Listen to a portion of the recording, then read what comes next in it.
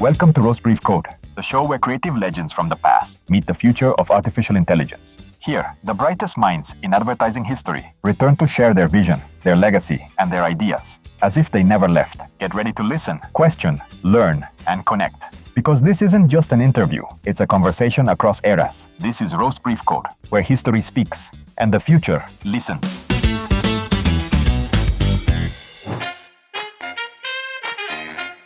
Hi, and welcome to Roastbrief CODE. This is where the past meets the present, and where impossible conversations come to life. I'm Fernando, and today I'm sitting down with a true creative legend, a man who didn't just build ads, he built belief systems. He gave us cowboys, tigers, gentlemen with white shirts and strong arms. But more than anything, he gave us a way of seeing the consumer as a human being, not a target. He founded his agency in the middle of the Great Depression. He believed in cornball language and emotional truth over clever gimmicks. And today, thanks to the magic of AI, he's back to share his wisdom with a whole new generation. Yes, Leo Burnett is here with us. Leo, welcome to Roastbrief CODE. What an honor. Fernando, what a welcome.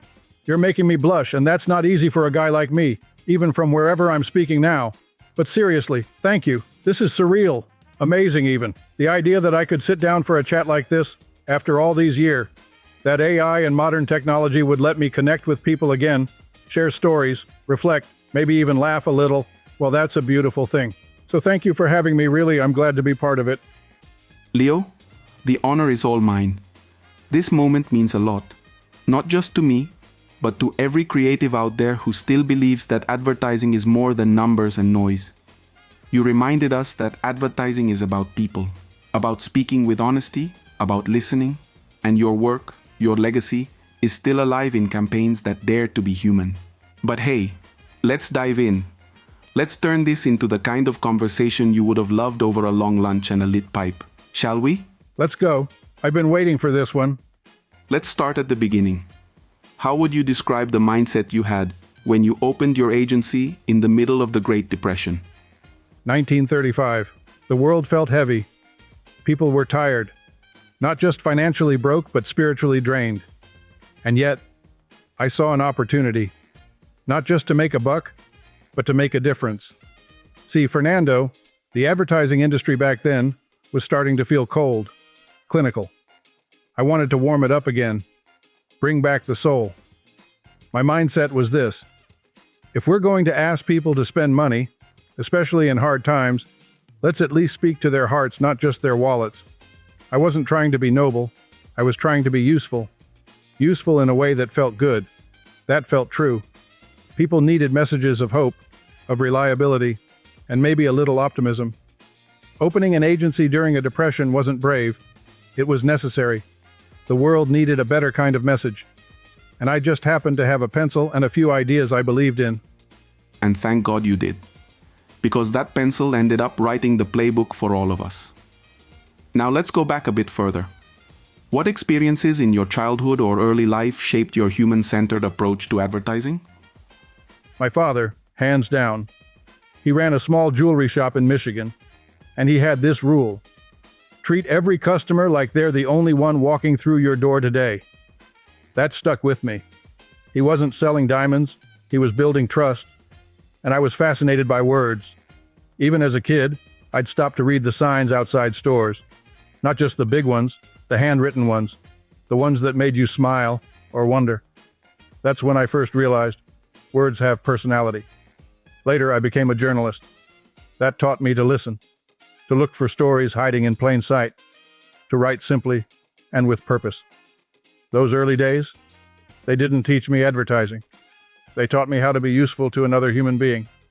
Speaking of simple words, rumor has it you kept a folder titled Corny Language, full of cheesy but powerful lines. Be honest, Leo. Does that folder still exist somewhere? Or did it retire with you?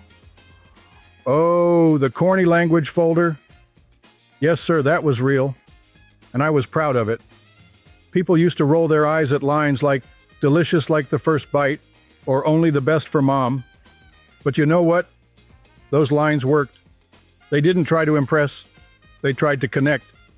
And that's what most advertising forgets these days. I used to say, if it sounds like something someone might say at the dinner table, it's probably a good line. So yes, corny and proud of it. Leo, would you say you're more of an emotional artist or a strategic thinker? I'm both.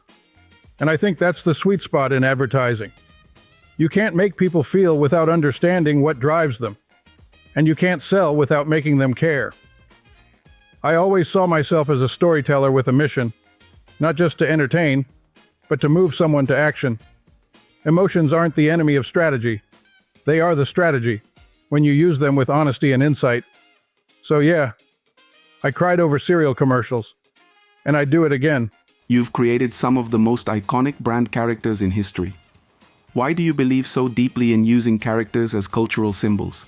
Because people don't remember taglines, they remember faces. They remember feelings. A cowboy on a horse, a talking tiger, a bald man cleaning kitchens. These weren't just mascots, they were emotional shortcuts. Characters help brands show who they are, not just what they sell. They speak across cultures, generations, even languages.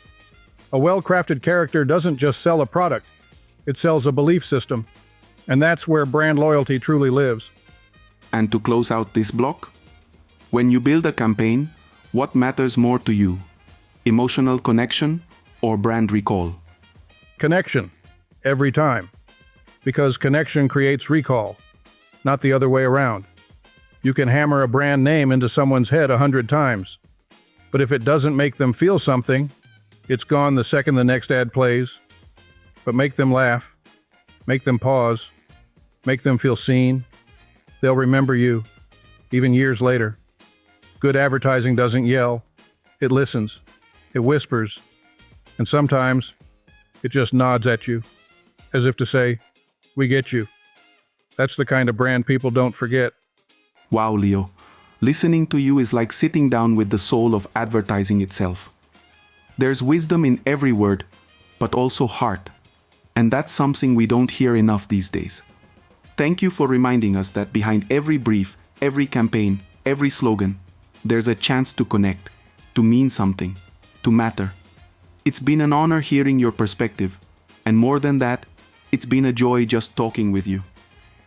Leo, after hearing you speak with such depth and clarity about what you believe in, I have to ask, out of all the campaigns you've created, some of them legendary, which one would you say is your greatest success?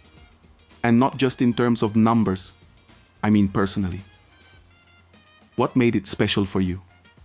Ooh, Fernando. That's like asking a parent to pick their favorite child. But if I had to choose, I'd say the Marlboro Man. Not just because it sold, it did of course, but because it stood for something much bigger than a product. It was about freedom, independence, quiet strength. And it didn't shout, it suggested. Back then, cigarette ads were stiff, dry, and suddenly, there's this lone cowboy, riding through open fields, silent, calm, but with a story in his eyes. That campaign worked because we left space for the audience. We didn't over-explain. We trusted them to connect the dots. Everything just clicked. The photography, the tone, the pacing. And when that happens, well, that's the magic we all chase, isn't it? Absolutely. It's still one of the most powerful visual identities in the history of branding, and it said so much, with so little. Now let's flip the coin. Is there a campaign, or maybe even a decision, you consider a mistake? Not necessarily a failure in numbers, but something you truly learned from? Ooh, for sure. I've got a few of those, believe me. One that sticks with me was for a cleaning product brand. The client wanted it loud, flashy, full of slapstick humor and exaggerated copy. And deep down, I knew it didn't feel right. But I gave in. We launched it. It made noise, but not impact. People remembered the silliness, but not the product. It didn't sell. Worse than that, it didn't feel true. And I'll never forget how the team felt afterward, disconnected, uninspired. That's when I learned, if you compromise your creative principles just to please someone, you don't just lose a campaign, you lose your voice. I learned to listen to clients, yes, but I also learned to stand up for what matters. Because if we don't protect the soul of the message, who will? That should be printed on the first page of every agency manual. This project is not worth your creative integrity. So Leo, what's a lesson that failure taught you, something success never could? That's a great one. Success builds confidence. But failure? Failure builds humility. And in this business, that's priceless. I learned that no matter how many awards you've won, every new brief is a blank page, and no one has all the answers. Failure made me slow down, ask better questions, and most importantly, really listen. I remember a cereal brand we worked on, geared toward kids. We nailed the humor, the characters, the energy. But guess what? It didn't sell. Because we forgot who was buying it. It wasn't the kid, it was the mom. We entertained the child, but gave the mom no reason to believe. That campaign flopped, but it taught me to always look at who we're really speaking to. It was a humbling reminder. Don't get so creative that you forget who's actually making the decision. All right, now I've got to ask, did you ever come up with a brilliant idea while eating a burger and fries? Or is that just a movie cliche? Oh, I absolutely did. We were stuck on a coffee campaign once. And at 2 a.m., I'm at this little diner, burger in hand, not expecting anything. And I look over at this older couple, sharing a quiet cup of coffee. No words, just peace. And that's when it hit me. We don't need to sell the flavor. We need to sell the moment. The story wasn't in the beans. It was in the ritual. I went back and said, scrap the tasting notes. Let's talk about what coffee does for people. And that became the soul of the campaign. So yes, long live late night burgers. That's it. I'm taking all future brainstorms to diners from now on. Now tell me, something more personal. Have you ever defended an idea with full force, only to realize later you were wrong?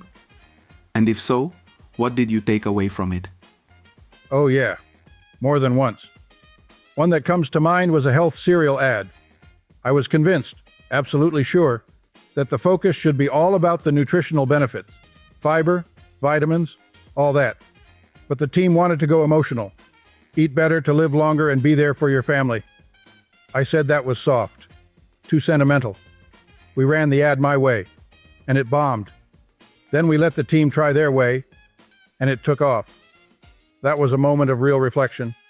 I learned that leadership doesn't mean being right all the time. It means knowing when to step back and let the best idea win. Sometimes the bravest thing you can do is listen. That's leadership in its purest form. We need more of that in every industry, not just advertising. All right, Leo.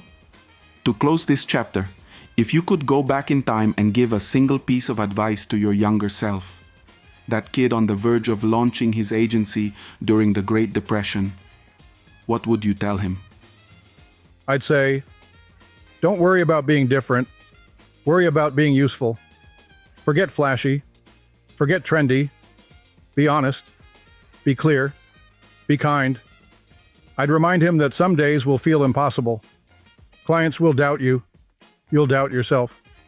But when that happens, go back to why you started. Because if you truly believe that a good message can make someone's life better, even in a small way, then everything else is worth it. Even the hard days, even the failures. Leo, let's talk about today. Advertising now moves at lightning speed. There's more data than ideas, more metrics than instinct. What do you think of how advertising is being done these days? Speed isn't always progress, Fernando. We've got campaigns launching, trending, and disappearing all in a matter of days. And many of them leave absolutely nothing behind. Don't get me wrong, data's useful. But when numbers replace empathy, something gets lost. Something essential. Back in my day, I used to walk through grocery stores just to listen, to see how people talked, how they chose what to buy. Now, too many creatives never leave their dashboards. Today's advertising has incredible tools, but it also has a gap, a human gap. Because a campaign with 1 million views can still be a failure if no one remembers it next week. But a small emotional idea that can become part of culture. Exactly. We chase clicks, but sometimes we forget to leave a mark. And the worst part, we forget who we're really talking to. So, speaking of tools, what's your take on artificial intelligence in creative work? AI is fascinating. It can help us move faster, automate what drains us, even spark ideas. But there's a difference between using technology and letting it think for you. Creativity isn't about assembling pieces. It's about feeling risk, emotion, intuition. And those things don't live in code. If AI gives us more time to think and feel, great. But if we depend on it to replace the very soul of the work, then we're not creating. We're just producing.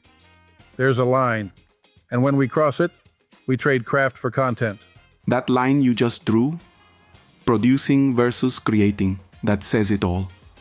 Now let's imagine for a second. If you were leading an agency in 2025 right now, what principles would you protect no matter what?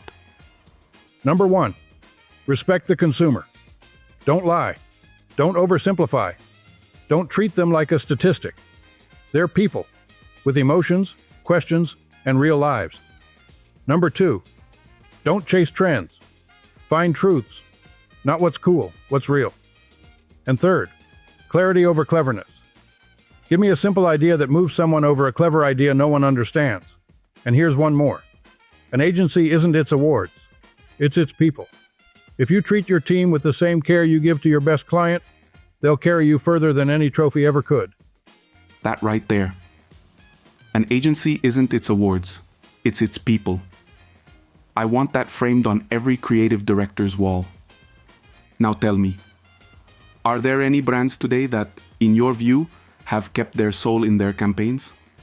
A few, yes. Apple, when they stop talking about features and focus on what people do with their devices, that's when they shine. That's purpose, not product. Dove, with their self-esteem campaigns. They're not selling soap. They're selling self-worth, confidence, identity. And honestly, some small brands are doing it better than the giants. They're raw, they're human, and they say something that matters. You don't need a massive budget to be meaningful. You just need a truth worth telling. That's it. What still moves people is what's still real. Okay, Leo, humor me for a second. If you had to choose one modern-day superpower, which would you rather have? The ability to read a perfect brief just by touching it, or the power to spot a difficult client the second they walk through the door? No contest. Give me the ability to spot a difficult client. Can you imagine the time we saved? They walk in and you think, this one's going to ask for 5 versions and then pick the first. You're already mentally prepared. Now, being able to read a flawless brief instantly sounds tempting too, especially considering how many briefs are more branding than briefing. But still, I'd go with the bad client radar. That would be gold in any agency. We need to build that into the office coffee machine. Client detected. Proceed with caution. All right, Leo. To close out this chapter, I want you to speak directly to the creatives listening. Those who feel overwhelmed, maybe burnt out, but who still dream of making work that means something. What would you say to them? I'd tell them this. Remember why you started. It wasn't for awards, or likes, or fame. It was for the thrill of saying something that matters, that moves someone. Don't let the chaos of the industry drown your voice. Take time to observe, to listen, to write like you're speaking to someone you love. And most of all, don't be afraid to be real. The most powerful advertising isn't the one that wins at festivals. It's the one someone remembers years later because it made them feel something. And if you can do that even once, then you've made your mark. And that's worth everything. Leo, this conversation has been full of insights, stories, and heart. To close, I want to go a little deeper, something beyond clients or campaigns. Tell me, how would you like future generations of creatives to remember you? Fernando, I'd like them to say, Leo believed in people, in words, in emotion. I don't want to be remembered just for the ads. I want to be remembered for defending humanity in an industry that often forgets it, for insisting that consumers deserve respect, that the message deserves time, and that craftsmanship never goes out of style. If a young creative, 50 years from now, stumbles upon one of my quotes and thinks, yeah, this still matters, then it was all worth it. And it does still matter, Leo. Your ideas sound like they were written this morning. Let me challenge you with something simple. If you had to define good advertising in one sentence, what would you say? Good advertising is the kind that connects without shouting, persuades without lying, and moves without asking permission. It doesn't have to be perfect. It just has to be real. That's a masterpiece of a sentence. Connects without shouting, persuades without lying. I'm writing that on a wall. Do you think the soul of advertising is still alive today? Where do you see it? It's still alive, though sometimes it's tired. I see it in the smaller teams who still care, in students who get excited about a headline, in copywriters who spend 30 minutes crafting a single sentence with soul. It lives in places where there's space to think and courage to feel. It might be harder to find these days, but when it shows up, you know. And when it's there, everything else fades away. That gives me hope. Because some of us still believe it's worth searching for, even in the middle of tight deadlines and crowded dashboards. Okay, Leo, quick one. If you could write one last ad in your life, would it be for a brand or for a cause? Good one. I think for a cause. Maybe something about silence, about slowing down, looking someone in the eye again, remembering that not everything needs a campaign. Sometimes it just needs presence. Although, give me a pencil and a good product, and I probably wouldn't be able to resist. But yes, if it were the last one, I'd use it to remind people that being human never goes out of fashion. That's advertising too, reminding us of who we are. Now tell me, what do you think is the biggest danger creativity faces today? Speed. The obsession to publish before thinking, to impress before connecting, to measure before feeling. Everything is for yesterday, but great ideas don't come from microwaves. They need time, friction, silence, doubt. Another danger? Forgetting the why behind the work. When we only aim to entertain, but not to touch something deeper, we become noise. And the world already has too much noise. That line. Great ideas don't come from microwaves. That's going in the quote book. Leo, imagine for a moment that this is your final message to creatives all around the world.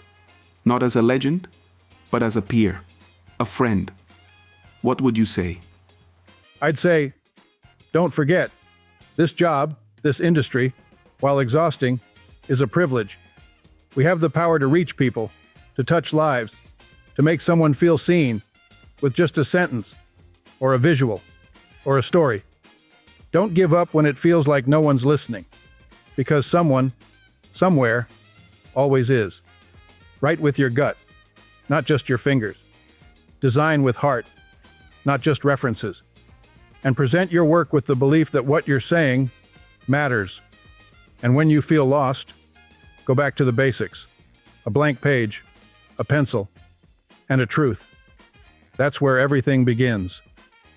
Leo, I'm honestly speechless, just grateful.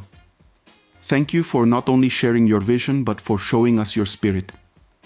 Thank you, Fernando, for creating a space like this, for keeping these ideas alive.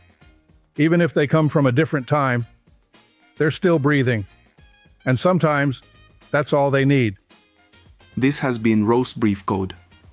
Today, we sat down with Leo Burnett, the poet of brands, the defender of the consumer, the man who reminded us that advertising can also be art when it's built on truth. We'll catch you in the next episode. Until then, think big or don't think at all.